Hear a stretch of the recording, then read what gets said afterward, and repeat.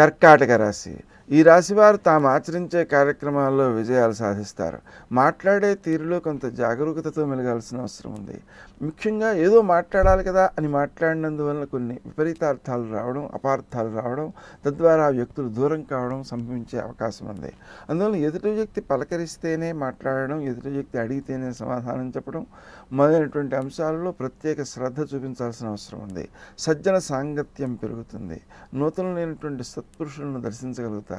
అది మీకు సంతృప్తిని, ఆనందాన్ని ఇచ్చేదిగా ఉంటుంది. సంతాన వర్గం విషయంలో ఆరోగ్య సమస్యలు తల ఎత్తే అవకాశం ఉంది. వారి యొక్క ఆరోగ్యాన్ని సంరక్షించడం కోసం క్రీం అచ్యుతానంత గోవింద అనే మంత్రాన్ని మీరు జపించడం, వారిని కూడా జపించమని కోరడం మంచిది. తద్వారా వారు ఎక్కువ అభివృద్ధిని సాధించగలుగుతారు. ముఖ్యమైనటువంటి కార్యాలను వాయిదా వేయకపోవడం మంచిది. అనుకోని ఖర్చులు పెరుగుతుంటాయి. అందువలన 4 రకాల మార్గాలలో ధనాదాయాన్ని సమకూర్చుకోవడం కానీ, ధనానికి ఏర్పాట్లు చేసుకోవడం కానీ, కనీసం అప్పు కోసం ఏర్పాట్లు చేసుకోవడం కానీ ముఖ్యమైనటువంటి బాధ్యతగా మీరు గుర్తించండి.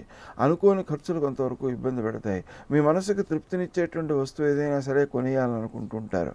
అది మనసుకి తాత్కాలికంగా తృప్తినిచ్చినా భవిష్యత్తులో అది అనవసరం ఖర్చుగా రూపొందే అవకాశం ఉన్న దృష్ట్యా ఆ విషయంలో ఎక్కువ జాగరూకతతో మెలగాల్సిన అవసరం ఉంది. ముఖ్యమైనటువంటి కార్యాలను వాయిదా వేయకుండా ఉండడం చాలా అవసరం. తల్లి వైపు బంధువులకు అనుకూలమైనటువంటి ఫలితాలు సిద్ధిస్తాయి. వారికి మీ యొక్క ప్రయత్నాలు కూడా సత్ఫలితాలను ఇచ్చేవిగా ఉంటాయి. అందువలన వారు మీకు అనుకూల వర్గంలో చేరుతారు. మీ అభివృద్ధిని కోరుతారు. ముఖ్యమైనటువంటి కార్యక్రమాలను వాయిదా వేయకుండా సకాలంలో పూర్తి చేయడానికి మీ ఆత్మీయుల యొక్క సహాయ సహకారాలు ఎల్లవేళలా ఉపకరిస్తూ ఉంటాయి.